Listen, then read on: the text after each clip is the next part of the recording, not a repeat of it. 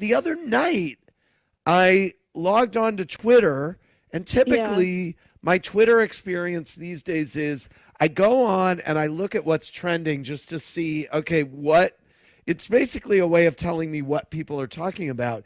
And you were trending. Right. That's how I do it too. Yeah. What did you do that you were trending?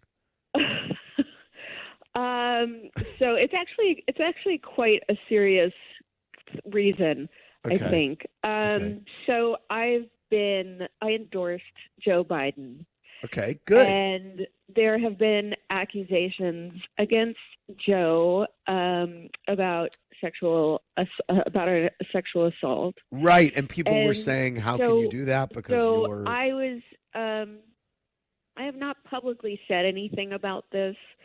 If you remember, it kind of took me a long time to publicly say anything about Harvey as well, because I believe that even though we should believe women, and that is an important thing, and what that statement really means is, like, for so long the go-to has been not to believe them.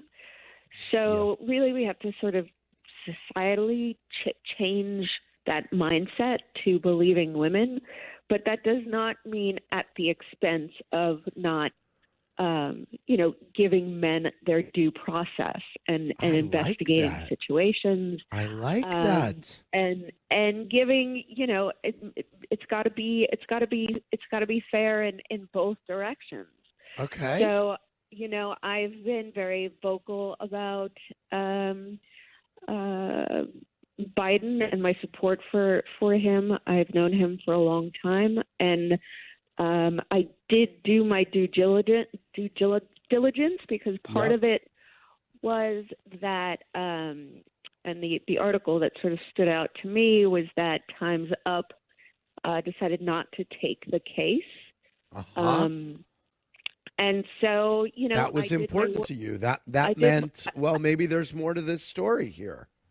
Right. I did my work, and I spoke to Time's Up, and I just don't feel comfortable throwing away a decent man that I've known for 15 years. Yep. In this time of complete chaos without there being a thorough investigation. And I'm sure that mainstream media would be jumping all over this as well if we weren't in a pandemic. If there was more credible, if there was evidence if they found more evidence or through their investigate. So I'm just kind of staying quiet about it. And because I'm staying quiet about it, you were getting dragged on Twitter by Bernie Bros. Right. They're calling me hypocritical for and saying that I'm a fake feminist and all of this stuff. And I'm still trying desperately to stand back and be sort of objective about this, because I don't want this to, I sent the Me Too tweet over 2 years ago. I never thought that it would be something that was going to destroy innocent men, right? Like, we don't want that to happen either.